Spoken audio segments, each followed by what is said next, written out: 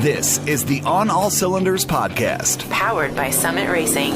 Your hosts for today are Summit Racing's Al Noe and Jim Grasso, with special guest voice of the NHRA, Brian Lohnes. Here we go. Welcome to the On All Cylinders podcast. I'm Al Noe, joined by my friend and coworker Jim Grasso, and today we are joined by a legend in NHRA drag racing, Brian Lohnes. It is awesome to have you here, and how are you doing today? I'm doing great. I'm very appreciative to be here, and the list of folks that you've had on this broadcast previously makes me very nervous to be trying to live up to the billing here, man. You know, before this started, Jim and I were talking about just the awesome history with NHRA announcers. You're in some tremendous company too. I mean, some of the people that I think all of us grew up listening to, McClellan, Evans, Fry. I mean, we can go on and on. And the thing I love about having someone like you on is because somewhere there's probably some younger people looking up to you saying, how did that guy get to be doing what he's doing? I want to do that. And so it's awesome to have you on here because of the history with all the different NHRA announcers, and also your history, I think, is amazing. Yeah, so my dad was a racer in the 70s, and really up until I showed up into the picture in the early 80s when the stork dropped me off. He got out of racing for a while, but he never got away from cars, and certainly we never got away from like watching drag racing. When I was very little, he restored a 1964 Pontiac GTO, which he still owns, 4-speed, single 4-barrel car, got the real wood rim wheel in it. It's a neat piece, and awesome. You know, that car really formed the basis for how I fell in love with muscle cars and how I fell in love with all this stuff. We used to take it all over the place. There was a place in Natick, Massachusetts called Nick's that actually was once profiled in the old Carcraft Cruise in America series. They used to go to cool cruise night spots. So Nick's was this little kind of fried seafood place that people would show up with. And it was a little place, but there'd be like 100 cars would show up every Saturday night, and everything from these crazy, this guy named Rick Fenwick had this crazy Pro Street Mustang that ended up getting featured in some magazines. And guys would trailer stuff and idle it in, and other guys would just be driving their muscle cars in, and being able to do something with that car. We used to take it to the Pontiac Nationals. I mean, we drove that car a lot. We actually did a time distance rally with that car when we were kids. And I think back of that now, and it was cool because we showed up and there was all these guys that had these like computers and stuff in their car. And it was me, my sister, my mom, and dad in this GTO. And they kind of laughed us out of the place, which was fine. We had a blast. I mean, you're driving along, you're trying to find these checkpoints, you're trying to do everything on time. And I think we were, timing the thing on a little Casio digital watch, but it was great. And, through all those experiences is really how I fell in love with cars. And then, the drag racing thing really came about because my dad was an enthusiast, and we watched, as you guys grew up doing the same thing I did, watching TNN and then later ESPN and wherever it was on. I still have basically every single one of the Diamond P VHS tapes that were released. That was a yearly thing. Every Christmas, it was like I would wait, and usually it was one of my aunts would buy me one or two of the tapes, whether it was the Monster Truck tapes or And They Walked Away or, Drag Racing 92. Those were the things that really fueled my interest in cars. And the cool thing about American Sports Cavalcade was, of course, we love the drag racing coverage, but I mean, you'd see IMSA races on there, and it's like you'd watch guys racing these prototypes, and you'd see stock car racing on there, and it exposed me as a kid to these different types of racing. They used to race big rigs. I mean, every once in a while they'd show the Great American Truck Racing Series on there. And I think that for me was always something, especially with regard to Steve Evans and Brock Yates and Dave McClellan, that bring me back. And, I'm friendly, pleased and happy to be friendly with Cam Evans, Steve's son. And Steve Evans to me was just an incredible voice, an incredible guy, an incredible kind of ambassador for racing. And, if there's anybody that I hope is in the ether kind of going, man, that guy's doing a good job, it's Steve Evans. And I honestly hope that there are people, whether it's kids or teenagers or even guys in their 20s that maybe hopefully see me as an example of someone that they'd like to try to emulate it professionally. So, growing up and then I got my first car when I was a kid. It was 84 Monte Carlo with a 305 and a Quadrojet on it, and did all the same. Flip the air cleaner lid upside down. Oh, you better believe it, baby. You better believe it. That qualifies you right away. It's like, all right, Brian, you're in. And it was great. I mean, that was like the really kind of launch for me personally into working on stuff, and outside of working on stuff with my dad. It's kind of gotten worse from there, I guess. Hey, Brian, we all have that defining moment. We're all car guys, right? But what was that moment where you're like, let me be on this side of the mic instead of on that side of the mic. You know, it's interesting. And I kind of think about this sometimes because it's really tough for me to pinpoint one thing. And the reality is all I ever wanted to do is just write for car magazines, which thankfully I got the chance to do for several years as a freelancer and still occasionally do some of that stuff today. And so the announcing thing came really kind of out of the blue a little bit. So the very first announcing it at the drag strip, it was Lebanon Valley. But prior to Lebanon Valley, I was part of the UMass Motorsports Club. And I was the black sheep of the group because there was about 12 guys in the club. I was the only guy that was into drag racing. Everybody else was into road racing. So we actually went and got budget from the school. It's a true story. We went and got budget from the school, the University of Massachusetts. We bought a 1978 Volkswagen Rabbit. We got enough budget to have a guy put a roll cage in it for us, and we kind of hit up our parents for some money, and we scraped some money together. And we used to race this thing in the SCCA in a category called ITC. Now, this wasn't autocrossing. This was actual road racing. We would go to Lime Rock and New Hampshire International Speedway and Nelson Ledges, went to Mid-Ohio one time. I mean, we went all over the place with this thing. And what ended up happening was like our second season, where I was reading the SCCA regional newsletter, and they said that they needed an announcer. And my buddies were like, you know, because I always like to make people laugh and kind of be a ham when we're in the group. And they'd say, you should go try this. So I said, okay. So I went, and they had no other people wanted to do it. So I was up there, and it was very clear within about 15 seconds that I had no idea what I was doing, but I was enthusiastic about it. And the guy who was operating, this was at New Hampshire International Speedway. It was the first time I ever did this, which is pretty intimidating because I was actually up in the NASCAR booth overlooking the entire facility. You're looking down at, and it's an incredible vantage point. Sure. But end of the day, the guy who's running the racetrack, this guy named Ted, comes up, and I can't remember Ted's last name, but he comes up and he said, okay, a couple things. You've never done this before, right? I said, in my head, I'm thinking, well, that's not a good sign. I said, no. He said, you're very enthusiastic. He said, your voice sounds pretty good. He said, but you really got to figure out kind of what's going on the racetrack. And it was cool for me. That may have been a defining moment in some sense because I really threw myself into it at that point. And I spent basically the whole season doing SCCA stuff. And that got my confidence up. Once I got comfortable with that, I always wanted to announce at the drag strip. But once I got the idea that I needed to be good enough to get in front of people to do this, I felt very comfortable doing the road racing stuff because there was really nobody there. I was talking to the racers, so it wasn't as intimidating an environment.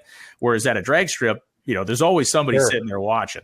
Sure. So now that I think of it, and I wasn't necessarily going to say this, but now that I think of it, that probably was a singular defining moment because it taught me very clearly, and by a guy who took some pity on me, what I needed to do to be successful at this, which is to show up and put in the work to understand not only the sport, but understand the people, understand the cars, understand the rules, understand all the stuff. So once I got a full season of SCCA under my belt, and I think I was doing a pretty good job by the end of it, I called Glenn Groh, who at the time was running Lebanon Valley Dragway, and I actually emailed him.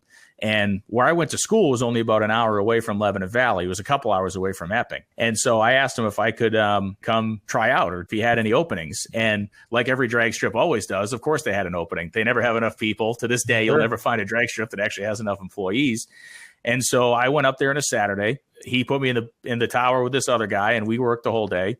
And he said, look, we only got like 3 weeks of the season left, but I want you for the next 3 Saturdays. And so that really was like the confidence booster. Got out of school for the summer, and I had been racing at New England Dragway with my dad. I bracket raced for years with my father. Horrible at it. I was a terrible bracket racer beyond all measure. And my dad is a saint because he didn't strangle me on the way home from either blowing it at the finish line or just completely being awful at the starting line. But I called New England Dragway, talked to Joe Lombardo, who ran the track. And then basically my weekly schedule in the summertime was I'd work my job. I'd go up to Epping on Wednesday night. I'd work in tech for the first half of the night, and then I'd announce. Then I'd work my job on Friday, work in tech, work the second half of the night on Friday, basically announce the whole day Saturday, and then I'd go up and race with my dad on Sunday.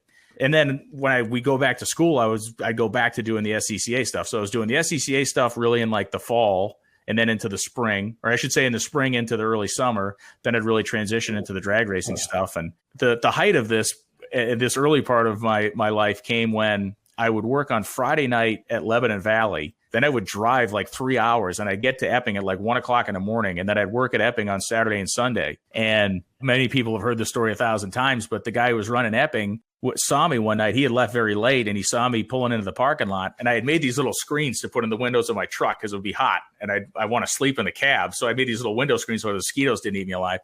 And he said, what are you doing? I said, I'm going to sleep. I said, it's like 1:30 in the morning. And he gave me a key and he said, just sleep in the tower. And so for the next several years, I slept in the tower at New England Dragway on the weekends while I was, between announcing stuff. And, that was my earliest kind of getting going in this thing. And to me, outside of Ted, that guy giving me the advice to say, hey man, put the work in. The thing that clicked for me was at New England Dragway, there was grandstands in the way that the place used to be set up. There was a grandstand that was like almost eye level to the tower, and the people you could almost reach out and touch them. And I would kind of during the week almost work on material a little bit, and I'd say stuff and I'd kind of peek out the window. And when you see people reacting to things you say, I'm not a stand-up comedian, but the stand-up comedians talk about it all the time. Like that's what kind of goes, sure. Oh, okay, I can affect it. So I guess that's a very long-winded answer to your question, but those are two kind of defining moments, I guess. It's that adrenaline rush. When they react to your joke, as they say, right? You're like, oh, yeah. Keep feeding it. And that's the dopamine that's coming in for sure. Yeah. And there were nights, back then, I mean, Wednesday night and Friday night testing tunes, there was no real leash on what I could or couldn't say. So I think it was only once, but at one point I had to tell Joe, I said, hey, when I leave tonight, you got to get the cop over here to walk me to my car. Cause there's about 4 guys at the bottom of the building that want to kill me right now. Because, you'd see some horrible looking car come up and, it'd say it looked like it got pulled out of a swamp, or, you kind of be cutting up. The fans would love it. And all of a sudden you look out the window and the guy's friends would be just staring at you like, so all valuable lessons. So Brian, when you look back, is there anything that you would do different? I don't know. I don't spend a lot of time thinking about stuff like that, only because I really feel fortunate, from where I was and where I'm at. I feel very fortunate, and I feel like every experience I've had has helped me to get to this point. I mean, for the first 10 years when I got out of college, I was working regular jobs as well as doing all this announcing and freelancing stuff on the side. So I would work as a operations manager. I managed truck fleets. I managed drivers. I worked, in some pretty decent management jobs for a long time. We started Bank Shift, Chad, myself, and David Freiberger in 2008. That was when the economy had tanked and stock market had hit the skids. And it was actually, in hindsight, it was a great time to start a business because it was, the kind of the right thing for the right time. And 2009, David had to go back to the magazine company because they called him back and he couldn't turn that down because the website wasn't making a nickel yet. And November 11th of 2011, coming up here in a few weeks, it'll be 10 years. That was the last day that I actually held what we call a traditional job. And from that point forward, it's been Bank Shift, and it's been automotive media, and it's been race announcing, and it's been television work and stuff like that for me. So the 10 years I spent actually working real jobs and that had real consequences and real responsibilities also were incredibly important. And I always tell people, I get emails and communicate with a lot of young announcers and people that want to come up and, how do I get into this full time? And I always tell them, don't do this full time yet. And it's very difficult to do this full time if you don't have, knock on wood, thankfully, a job like I have with a NHRA and Fox. But I always tell them, you gotta go to work. Don't try to make this your full time life's passion to start with. Build a base of experience that then you can take and make yourself multifaceted. I know you mentioned earlier about you always wanted to be a writer for magazines. So, we get the NHRA National Dragster in here. You wrote an article recently about there is such a bad day at the racetrack. Reading that article, knowing what transpired at the event, I'm at my desk reading that article, and to be honest with you, I got emotional. The words and the emotion that you put into that. As a reader, I really felt all the emotions that was going on. Thank you. And I feel like if I have a strength, it is a true love for the sport and the people that are involved in the sport. And it's, I've choked up on air a couple times over the last couple of years. I've kind of run into emotional stuff every once in a while. And I feel like that's fine. I don't feel like that's something to be ashamed of or to run away from. I feel like if you can watch that Charlotte race and not have your heart just split into pieces, watching what happened to Joey Gladstone, I don't know what you're watching for at that point. Right. This sport will take every single thing you have. Sure. And sometimes it'll take everything you have and make you feel like a hero. And sometimes it'll take everything you have and make you wonder why you woke up in the morning. So I think it's important for anybody who's announcing anything, whether it's baseball or curling or drag racing or monster trucks, if you don't actually love what you're doing, the audience is going to know in a split second. Especially when we're talking about cars and car people and gearheads and enthusiasts, they'll smell a phony from a half mile away. Sure. They'll know within 3 sentences whether you know what you're talking about, whether you care about what you're talking about or not. And I could never live with myself if I was ever trying to be that guy. Brian, with all the racers that you've met and interviewed, Who have you met that when you've met them and you've interviewed them, you're just thinking, I cannot believe that I am meeting this person? Yeah. Obviously Don Garlits is one of them. Don Prudhomme. I recently, about a year ago, did some stuff with Humpy Wheeler. Those are people.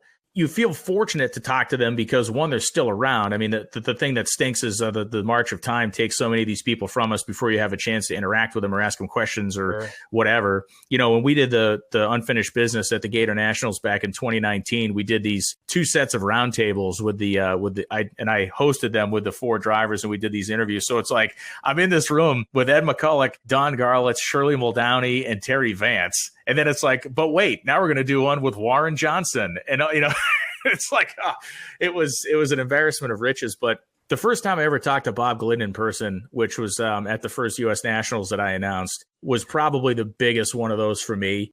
Bob at that point was still in fair health. He was working. Billy was running a pro mod. He was working on the car with Billy. And, of all the drag racers on the great all-time list, I feel like if there's a 1 and a 1A, I really put Bob Glidden on as high a pedestal as I put Don Garlits in, just because, yes, Garlits innovated so much stuff and did so many things. But my God, when you look at what Bob Glidden did as a singular entity, he was the only guy running that stuff, and he was just destroying people. And he had a little bit of panache when he did it. He would talk a little trash when he needed to. He knew exactly who he was and how good he was and what he needed to do to win. So of my all-time, drag racing pantheon of heroes, I think Bob Glidden stands very close to the top of that. So when I got to speak to him in person, that was, my hummina, making the cartoon noises type of moment. Brian, one other thing with racing, and aside from the people you've met, what kind of things over the years have you seen or observed where that adrenaline, that emotion, it is just the dam breaks and here it comes. And you're like, oh boy, here we go. And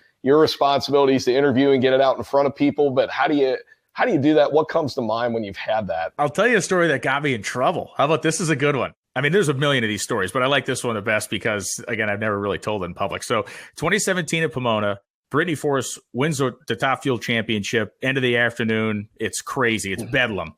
And John kind of collapses to his knees on the starting line. So I'm the starting line announcer for the venue. I'm not working on the TV show yet. In fact, I don't even know how the TV show works. I just know my job is to get good interviews on the starting line that are going out to the fans and going out to NHRA.TV. So John's collapsed on the ground, and I'm looking around. And there's nobody coming to talk to him. So, and normally we always have to be deferential to the TV show, right? You want the TV show with that mass audience to get that first initial reaction. So I just got down on my hands and knees right next to him with the microphone. Unbeknownst to me, the TV crew was waiting for this moment to kind of pass. And I gave him 10 seconds. It wasn't like I jumped on top of him. But I'm going in there with the microphone, and all of a sudden in my earpieces start going off, get out, get out, get out. I'm like, I'm not getting out. So I sat in there and I talked to John, which was, he was very emotional, could barely get any words out. It was certainly a moment of just overwhelming, emotion for him. And then it became one for me because I got my ass chewed so freaking bad by pretty much everybody top to bottom on the TV show. The guy who was kind of producing the event behind me in my ear. And I was like, what do you want me to do? What do you want me to do? And it's fine. We all ended up by the banquet the next night, everybody was laughing about it. But that was a moment for me where it's like, you just want to capture it. You want to get it. And it seems like insensitive. I got a lot of crap from people on the internet after that about like, oh, that guy has no idea what he's doing. That guy. And it's like, do you want to see John Force laying on the ground, or do you want to hear what he has to say? Yeah. I want to know what he has to say. And, John is an incredible guy, and he's an incredible, you look at his career arc and you look at his arc of just being a guy who has been so grizzled at this for years. And the John Force we talked to in 2021 is not the John Force that we were talking to in 1985 or 86. This is a guy that's in his 70s. He has incredible accumulated knowledge, and he has incredible accumulated stress with his business and everything else.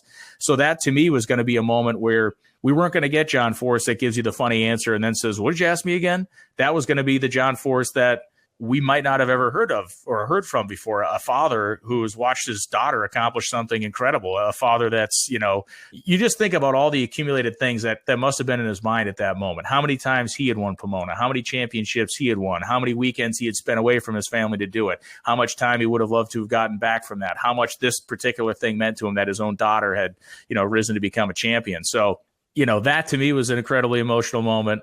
Clay Millican winning Bristol in 2017 will go down forever as one of the greatest, probably one of the greatest things I've ever seen. I mean, just that day was phenomenal and everything that went along with it. And there's a lot of them. And even on the local level, I'll tell you, I remember the first time I ever openly totally broke down and cried on the mic was when Dan Page, I think this was 2018. Dan Page is an A-Fuel racer from New Hampshire. He's a chassis builder, a guy that I grew up with when he was racing locally. We had a pro comp class up in New England Dragway that was like old school kind of pro comp class. You had dragsters and altereds and alcohol funny cars in there.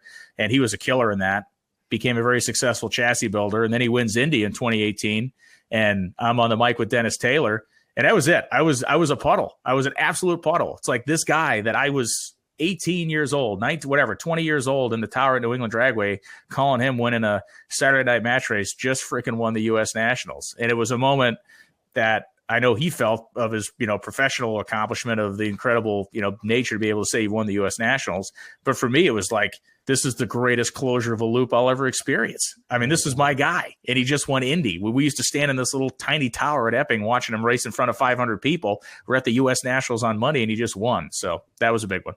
That's awesome. As we're steering down this drama, the staging duels and the things that go on, what was the latest? I think it was Bruno and McGahey. And let's talk about that. Let's get into that. Should they have been DQ'd? Should they not have been DQ'd? Do we need more of this? Do we need less of this? One, we need all of it. We don't. We need all of it. Yeah. No less of it. We need all of it. And I mean, that was the most talked about pro stock run, which was a non-run in a decade. Nobody talked more about pro stock in a more passionate way than that. Except I'll equate it to this. Back when a couple years ago in 19, I guess, when Greg Anderson qualified 16th on purpose to race Erica, that was another one that brought up a lot of people talking, which was fantastic. But for that particular moment with Mason and Bruno, and if Bruno's watching, he's going to come to my house and punch me in the head. But I do think it was the right move. I think the DQ was the right move only because if you set a precedent that's something that's going to have no particular punishment value to. Not to say it's going to happen every time, but it's going to happen a lot. And, one of the things a lot of people don't consider in that situation is once they got past about a minute and a half, a minute 45, neither of them had enough fuel to finish the run. A lot of people are like, well, what would have happened? It's like, well, I'll tell you what. And I told one guy, I said, drain all but about 3 teaspoons of fuel out of the fuel cell of your drag car and go make a full pull and tell me how good it works out for you. If you're going to run a pro stock motor bone dry on fuel and have it go dead lean at 8, 9,000, 10,000 RPM, you let me know how that works out for you. Neither guy was willing to do it. So, and that's what made them very smart. And Bruno will tell you straight up, once they got that far into it, he knew he couldn't launch. And the team actually thanked him for not trying to make the run at that point because they knew what the mechanical consequence would have been. I did an interview with Brad Hardy, who's the chief starter, and I asked him point blank. I said, "Hey, did this come from race control? Where did this come from?" And he said, "The final decision, as it states in the rule book, is mine, and my decision was to disqualify him." I'm not rooting against either of those guys. Would I have, in my heart of hearts, liked to see him dump some fuel in it and make the rip? I probably would have, but it wouldn't have been near the story it was if they had. Selfishly, I'm kind of glad the DQ happened, only because it created an incredible 2 weeks plus of discussion about pro stock that we wouldn't have had. I agree with you. I think the exposure it gave the sport was great. It was that, let's give them something to talk about. That's exactly what happened. To me, there's like the end point of that whole thing was, of the Mason and Bruno situation was, they got pointed in multiple times. And I don't know. Ultimately, there's a part of me that likes the fact that the starter is still the guy up there with ultimate authority, because we all go back to Buster Couch, and obviously Buster was this larger than life guy, and he had his moments where he was jerking people out of cars and doing the stuff he needed to do, and that job is important, and that job needs to be viewed as important, and it needs to be respected as being important. So I do like the fact that, like, after the fact, NHRA didn't come out and say, yeah, well, race control decided this was the thing, or that Brad said, no, race control told me to do that. I mean, it was at his discretion. And listen, I know neither guy was happy about it. Mason's a much quieter guy and a younger guy than Bruno, and he was probably a little bit less distraught about it. But, Bruno took it hard, and I would too if I'm a racer. The fact that it created as much discussion as it was, I think, or did, is a great sign for the fact that pro stock is a category that people do care about. Pro stock is a category that people do get into their feelings about, and it kind of reinforces that point. And if we're talking about pro stock, I mean, that's a category that a few years ago was in very difficult shape. And I think you look at Greg Anderson, you look at Richard Freeman, you look at some of the names in that category of them making a concerted effort to make it a more accessible place to go racing. And now all of a sudden we got 20 plus of those cars every race. We got Camry Caruso coming in full time next year. We got other people that I've been hearing about coming in. We have a new engine supplier coming with Titan Racing engines to add to the Frank Iaconio Elite KB.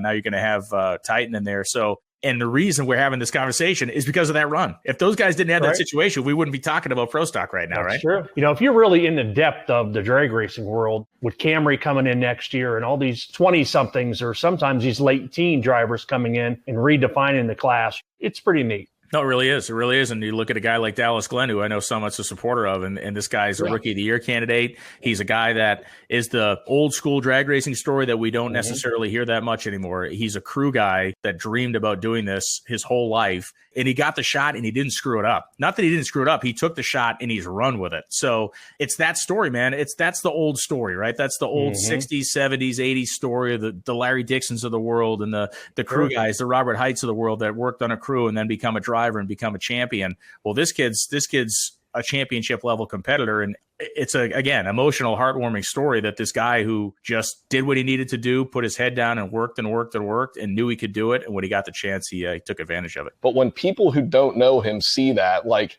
from the outside looking in, it's like, oh well, he's got a rich dad who wrote a check for it. No, that's absolutely not what happened. Yeah, those stories are super important for us to tell because that's something that's going to endear people to Dallas. That's how Dallas gains fan base, right? That's how Dallas becomes more of a household name when we talk about NHRA drag racing, is when people go, oh, wait, this is a regular guy who bled from his hands for years to be able to do this. So that's what definitely gets people leaning forward in their chair when he races, for sure. So, Brian, with your typical weekend, you're all over. How do you prep for a weekend? Because you are incredibly well prepared.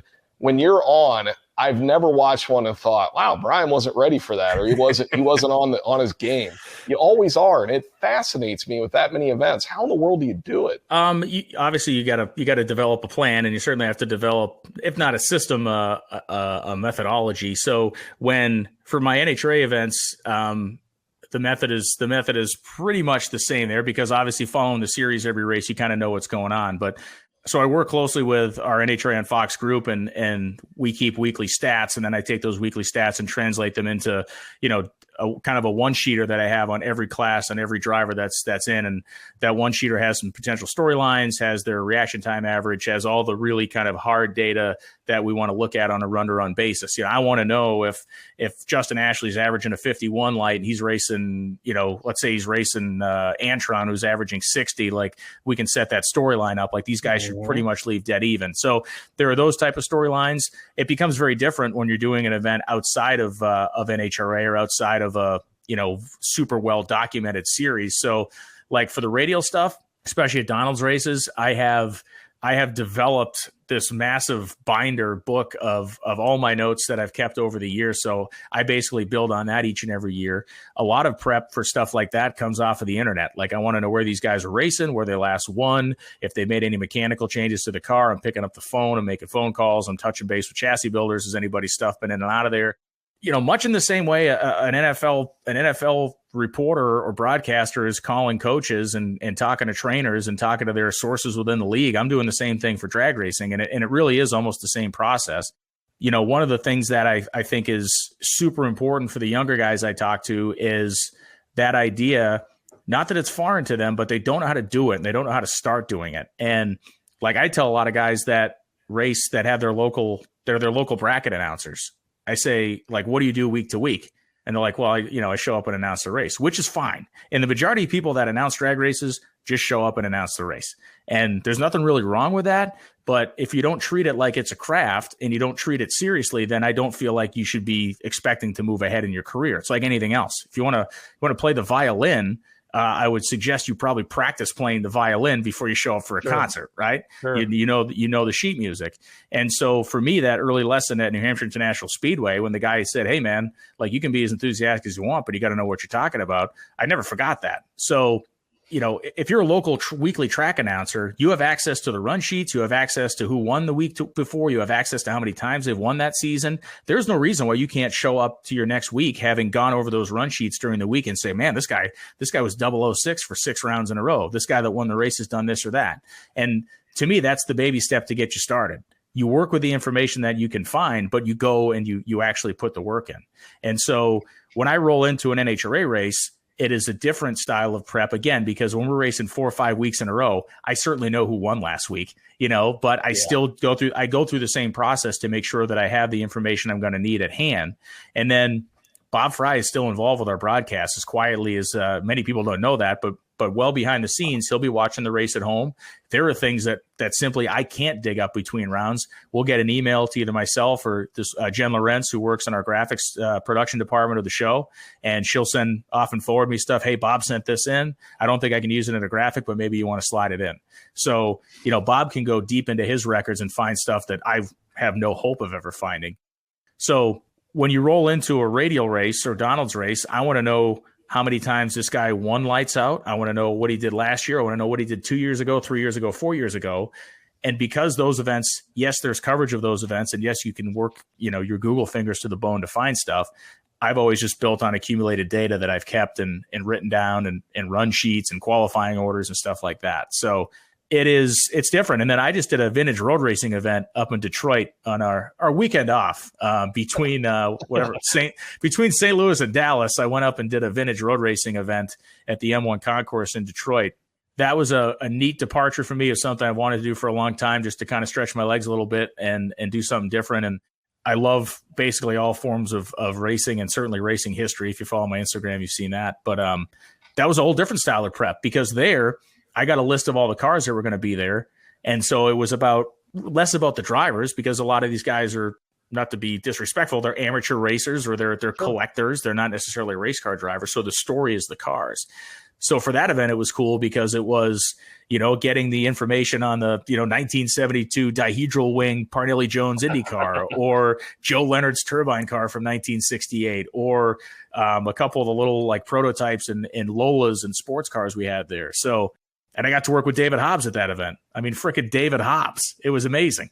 Brian, at all the tracks you've been to, where have you been when you look at it and say, you know what, this is a really awesome place. People got to go. So I've been to over 170 drag strips now, counting tracks that are existent and tracks that are abandoned, or the sites of tracks that have been abandoned or gone out of business. So I mean, George Ray's drag strip is a place that every drag racing fan should get to and experience, because it boils this sport down to its most basic bones and elements. It's a very cool place. It is. If we have a Z-Max, we also have to have a George Ray's. You have to have both ends of that spectrum and cycle. I've been to the drag strip in Saudi Arabia. When we went over there for the Global Auto Salon a couple years ago, we took a day trip out. We met the track operator on, I think, a Wednesday, and he sent some Suburbans over. We hopped in and went on about an hour ride outside of Riyadh, Saudi Arabia, to the drag strip there. That was an amazing place, and we got to help that guy out some. He talked about how slow his program runs, and he was trying to figure out ways to make it faster. And we mentioned the fact that he needs to cut a hole in the wall. He's got a drag strip that's a mile plus long, and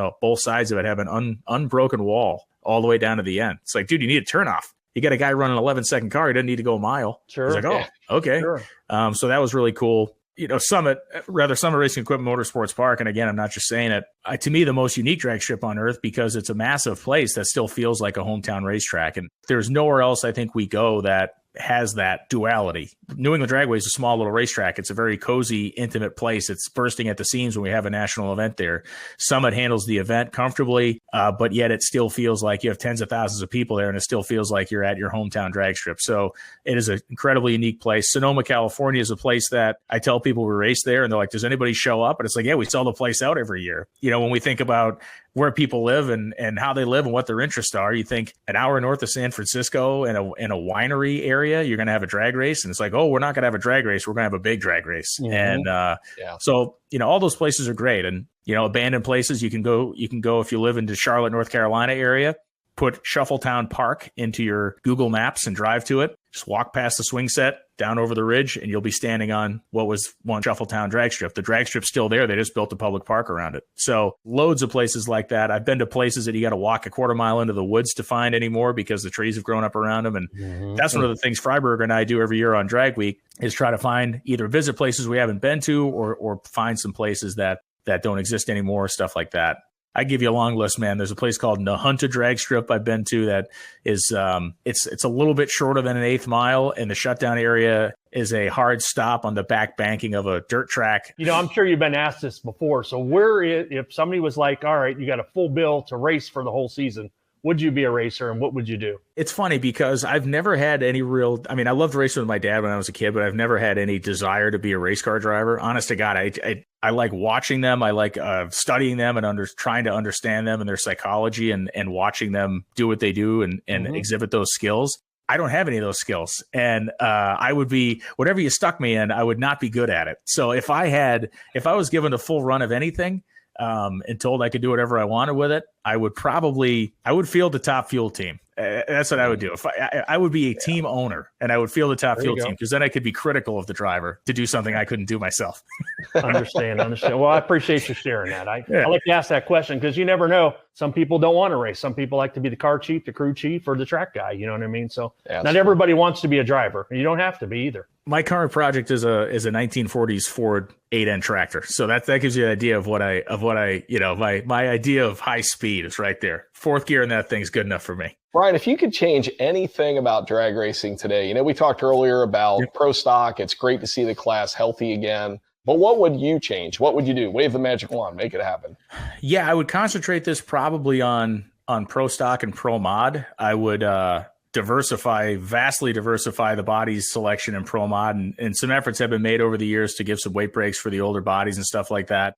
That's a big one because, my favorite category growing up was pro modified, still one of my favorite classes in the entire sport. And, as a kid that kind of came of age in drag racing in the 90s, it was the exploding thing was, Scotty Cannon, Ed Hoover, Mike Ashley, all these early racers, Shannon Jenkins, Steve Vick. You go right down the list of all these guys that were the real kind of, even the fastest street car style stuff. But it's funny because I had this conversation yesterday with a friend that pro mod has always been this class of too much of. So early on, it was, too many nitrous cars, not enough blower cars. Then it became too many blower cars, not enough nitrous cars. Then it became too many 63 Corvettes. Then it was too many 53 Studebakers. Then it was too many turbo cars. Now it's too many Procharger cars. Now it's too many late model Camaros. So the class has always been the class of too many. But I really would like to see some representation of the old school body styles, certainly some more representation of the showmanship of years past in that category. A lot of beautiful cars out there, but we don't necessarily see the beautiful cars like we did back in the day when the concentration was really on paint and names and maybe some match race money on the side and stuff like that. It has professionalized itself, and there's nothing wrong with that. But when you get professionalized, there's consequences with that, right? We have to make sure that we have a prominence of the sponsor on the car. We have to make sure that sponsor's name is readily able to be read. We need to make sure we have a fast car that's aerodynamic. So that's why we're all going to run this late model Camaro body because we're going 250 miles an hour. The logic chain is unassailable. You know why it happens. Sure. So trying to untie that knot is a difficult thing. And then in pro stock, I think that, the 500 cubic inch formula that was developed and released in the early 80s was the absolute right move for the time. And it was, if I could wave my magic wand and go back to about 1990, I would start to move away from that 500 cubic inch formula. And I think because of the fact that you've had that 500 cubic inch formula now coming up on what will be 40 years next year, 82 to 2022, right? Again, it's tough to get away from that. I think the way that you attract the OEs, of course, is you move toward a more OE-based power plant in the cars. You move toward more OE-based bodies on the cars. And again, at this point, you're talking about a new class, right? You cannot look at a group of dozens of racers that have millions upon millions of dollars invested in their equipment and say, hey, by the way, we're just going to make all that. We're going to make all that obsolete. So, switch, right. Yeah. So to me, I think there is room in the NHRA and in all door slammer drag racing for a new factory style class that inevitably will start out something very small and hopefully it catches interest and fire and we see it grow ahead. But, I don't think we're too far away from potentially seeing something that will be of interest to more than just the big three. I think there's a lot of good stuff in the works that may be maybe of interest to manufacturers globally as opposed to just the big three in drag racing. So, no guarantees, but you may want to just pay attention for something. Yeah. Stay tuned to Brian Lones and his podcast because he will fill you in as soon. Brian, speaking of that, let's talk about your podcast. I've sent you messages in the past. You've had a number of episodes that have resonated with me. I love it. Tell me about how you're set up. Tell the listeners where to go to find it, all that good stuff. Sure. So we got two. We have the NHRA Insider podcast, which is released every single week, and that's always involving NHRA drag racing. Typically in season, we're talking to sportsman racers or pro racers that are either winners or people who have had an impact or people that have done something, of note in the last week. When we get to the off season, it gets a little bit more fun because I get to kind of expand who I'm going to have on the show. We get to kind of go a little bit more off the reservation. And we plan on doing some pretty interesting stuff this off season, with the tech department, with some other elements of NHRA drag racing that people either don't hear a lot from or get a lot of publicity outside of, getting arrows shot at them when they make a decision. So we're going to kind of enlighten people on some of that stuff. And my other podcast is the Dorkomotive podcast, which is about anything and everything. And it's been a little while since I put one of those out, but I have some episodes that I'm creating now that should be out in the next few weeks. And that ranges all different types of racing topics. So there's a show about Art Arfons that is kind of the definitive, at least I think it is, kind of like the definitive story of his racing life. Humpy Wheeler, a bunch of different guests on that one. A bunch of different racing-related shows. The history of the Great American Truck Racing Series, which is a very popular episode about big rig super speedway racing in the 80s. So you can find that one. Dorkomotive podcast, also where fine podcasts are sold on the internet, and it's free. Like all podcasts, it is free and worth every penny. Brian, let's talk a little bit about some of the other things you do outside NHRA. Sure. So the no prep, small tire, radio, all the different crazy stuff. Where do you see that part of our sport going? To me, it's in an interesting place right now. And I think you're seeing a transition, and especially in radial racing, you're seeing a transition there. And you're seeing a transition away from, radial versus the world, which has been the kind of ruling category in that part of drag racing for several years. Once the elapsed times went into the 340s, it was kind of once they went into the 360s, a lot of guys looked around and said, I just can't compete with this. I need to find another place. And that's where a class like Pro 275 was born, which is also, escalating quickly in performance. So to a degree, I think we have seen the peak of radial versus the world in terms of its participation. Now, there's still some very good cars in there. Brian Markowitz had himself a great weekend at South Georgia Motorsports Park at No Mercy very recently. You have categories like X275 and Ultra Street, as well as limited drag radial that continue to be popular and strong. It's like anything else. And for as much criticism as NHRA or any sanctioning body gets for rules management, that's one of the things that has been a tough thing to manage in radial racing. And X275 and John Sears, that guy is a saint as far as drag racing goes in my book. You may agree or disagree with what he does, but the fact that guy has done this for as long as he has and shepherded over the X275 category and taken the slings and arrows and taken the screaming and yelling and the good and the bad with that class is pretty amazing. We saw X275 cars running like way down in the bottom fours, and I think that moving that needle backwards, which they have done to a degree, has been good for that class because you just don't want people to feel like they can't compete in showing up. And I think when we look at the history of, small tire drag racing, it is really a category that has always spawned its new classes because of performance enhancement. And the new classes aren't born because of the fastest guys. The new classes are born because of the slower guys go, hey, we need somewhere else to race. And they create a class and figure it out. That's where Ultra Street and even several other ones have come from in that regard. So radial racing is in a different place than it was a few years ago. And I don't necessarily think it's in a bad place, but it's like transitioning. I know next year they have this championship series, which I think is a good thing. I think there's, a lot of sponsorship support for that. It's going to be run at, a handful of the most high profile radial style events. And so that is going to be a good thing in terms of just organization and getting people out on the road and helping car counts at certain events that may need a little help in that regard. When we look at radial racing, I think the backside of it that is even more impressive is Pro Mod. The Pro Mod class, you look at all these different places where you can go run your Pro Mod, and there are different rule sets all over the place, but they're not that far apart. So, you got the Snowbirds Outlaw Nationals coming up down in Bradenton in a few weeks, and he's got 50 cars pre-entered for that thing. 50th anniversary of the event. He's got 50 cars entered for that. So there was a time where it looked like, oh man, the Pro Mods are just going to go away and everyone's just going to run radials. Well, that didn't happen. A lot of the radial guys have put the big tires back on and they go Pro Mod racing. So if anything, what all of this means is that people in drag racing in 2021 whether they want to believe it or not, especially if you're old. If you're an old person, you might want to block your ears here. You have more options to run your car in more different places and in more methods and distances and brackets and indexes and whatever you want to do. You have more options now than you've ever had in the history of the sport. If you have a car that can run 8s, you can go index race it. You can put small tires on it, go radial race it. You can go bracket race it. You can go run it. I mean, you can do whatever. You can go run drag week with it. I mean, think about that. Think about 30 years ago, what you did with your race car. You had one class, probably a one track you went and ran, and that was what you did. I mean, the sport has changed so much and there's so many options out there. It's spread people out some. It certainly spread the radial cars out some when localized and regionalized programs have come up. So some of the major highline events maybe don't have quite the killer car count they had in years past because of the fact that guys go, I can run this regional series. It's more my budget. It's maybe more my elapsed time level, performance level. But the converse side of that's a positive, is it elevates those big events. Much like the U.S. Nationals is always an elevation of an NHRA national event because people make the commitment to go there to compete with national level competition as opposed to just racing people regionally. So again, super long-winded answer to your question, but radial racing is, I'm not going to say it's in a bad place. It's in a transitional place right now. And where it goes over the next 2 years, I think will really be dependent on rules management and the leadership of the classes. You know, Brian, you bring up a good point. Just get out and race. Yes. Right? You know what I mean? I think NMC just announced stock, super stock classes, index racing, radial racing, small tire racing. It's all over now. It's disseminated into this huge thing where it just isn't at your local track anymore. Wherever you're at, 8 seconds is still fast. 10 seconds. Get a 10-second car. Anybody that tells you a 10-second car isn't fast has never been in a 10-second car. You know what I mean?